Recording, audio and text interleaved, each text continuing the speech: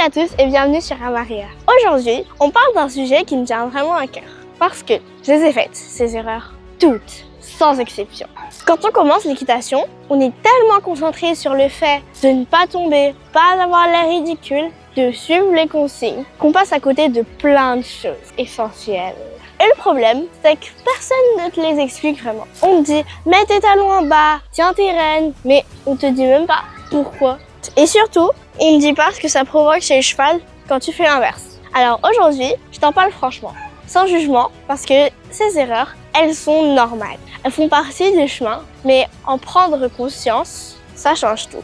C'est parti. Erreur numéro 1. Tirer sur les rênes pour s'équilibrer. La première erreur est probablement la plus répandue. Utiliser les rênes comme point d'appui pour ne pas tomber. On monte, ça bouge, on cherche à s'accrocher à quelque chose et les rênes sont là, juste devant nous, alors on serre. On tire, on s'y cramponne. Le problème, la bouche du cheval est extrêmement sensible. C'est pas une poignée de métro, c'est pas une ceinture de sécurité, c'est un outil de communication ultra fin. Quand tu tires dessus pour t'équilibrer, le cheval reçoit un signal constant qui lui dit stop, recule ou ralentit alors qu'il est en train de trotter normalement. Il est confus. Il peut devenir nerveux, résistant ou au contraire, complètement insensible à la main parce qu'il a appris à ignorer cette pression permanente. Le conseil concret, travaille ton équilibre indépendamment de tes mains. Exerce-toi à tenir une petite mèche de crinière au début. Ça te donne un appui sans impacter la bouche et surtout, fais du travail sans étrier dès que ton moniteur te le permet. C'est inconfortable au début, mais c'est ce qui construit une vraie assiette. Erreur numéro 2, les jambes qui bougent en permanence. Deuxième erreur très courante, les jambes agitées. Le débutant bouge ses jambes tout le temps. Parfois pour chercher l'équilibre, parfois parce qu'il essaie de suivre le mouvement. Parfois sans même s'en rendre compte. Et là encore, le cheval reçoit des signaux en continu. Sa réaction naturelle, il finit par ne plus y faire attention. On appelle ça l'anesthésie au zen. Le cheval apprend à ignorer ta jambe et le jour où tu veux vraiment lui demander quelque chose, il répond plus. C'est souvent là que les débutants pensent que le cheval est têtu ou paresseux. Mais non, il a juste appris à filtrer une information qui n'a jamais été claire. Le conseil concret, la jambe doit être posée, stable et n'agir que quand tu le décides. Imagine que ta jambe a un interrupteur. Éteint par défaut, allumé quand tu veux quelque chose. Elle se repose, elle gigote pas. Erreur numéro 3. Se pencher en avant au galop. Ah, le galop, ce moment magique et légèrement terrorisant au début. La réaction instinctive de quasiment tous les débutants au galop, se pencher en avant. Comme si on allait tomber par derrière et qu'il fallait contrebalancer. Sauf que c'est exactement l'inverse de ce qu'il faut faire.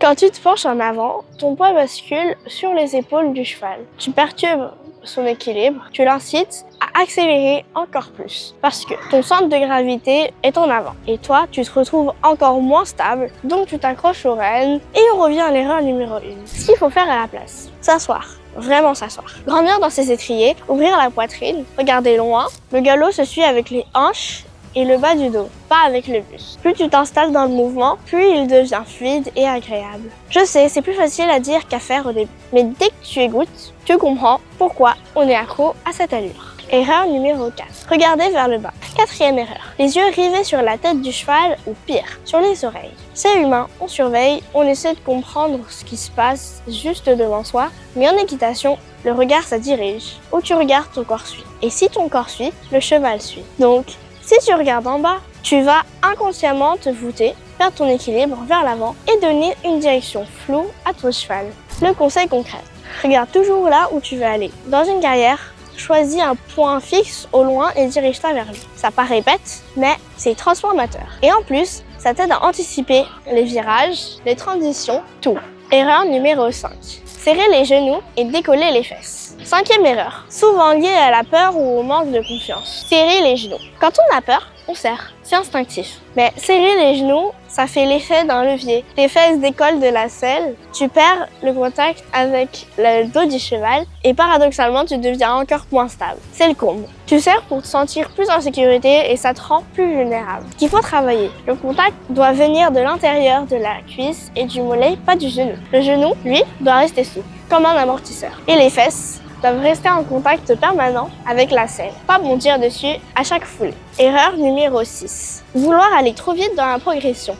Maintenant, on sort de la technique pure et on parle de la mentalité. Erreur classique, vouloir brûler les étapes. On voit des vidéos de cavaliers qui galopent en extérieur, qui sautent des obstacles, qui font du dressage élégant et on veut y être tout de suite.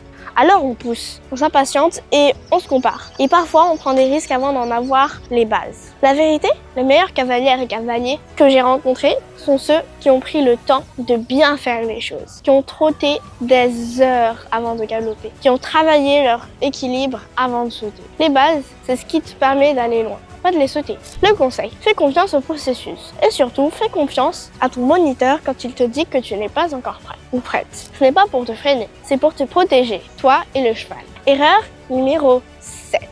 Ne pas oser parler de sa peur. Et la dernière erreur, celle dont on parle le moins, ne pas oser dire qu'on a peur.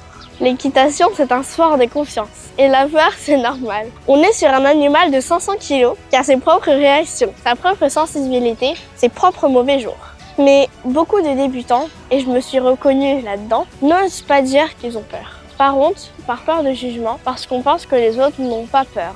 Spoiler, ils ont peur aussi. Car sa peur, c'est monter avec une tension dans le corps que le cheval ressent immédiatement. Les chevaux sont des miroirs émotionnels. Si tu es crispé, il le sera aussi. Ce qu'il faut faire, en parler à ton moniteur, à d'autres cavaliers, à ta communauté. Nommer la peur, ça la dégonfle déjà à moitié. Et ton moniteur peut adapter l'exercice, choisir un cheval plus adapté. Allez à ton rythme. La peur n'est pas un obstacle, c'est une information. Écoute-la.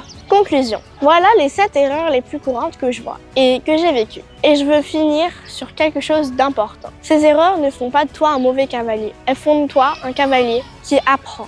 L'équitation, c'est une pratique qui dure toute une vie. Les meilleurs cavaliers du monde continuent de prendre des cours, de remettre en question leur technique ou de progresser. Ce qui compte, c'est pas d'être parfait, c'est d'être attentif. Attentif à toi, attentif à ton cheval. Et maintenant, j'ai une question pour toi. Quelle est l'erreur que tu as mis le plus longtemps à corriger? Dis-le-moi en commentaire. Je lis tout et ça m'intéresse vraiment de savoir où vous en êtes dans votre progression. Si cette vidéo t'a aidé, n'oublie pas de la liker et de t'abonner à Amaria pour ne rater aucune vidéo. Bye!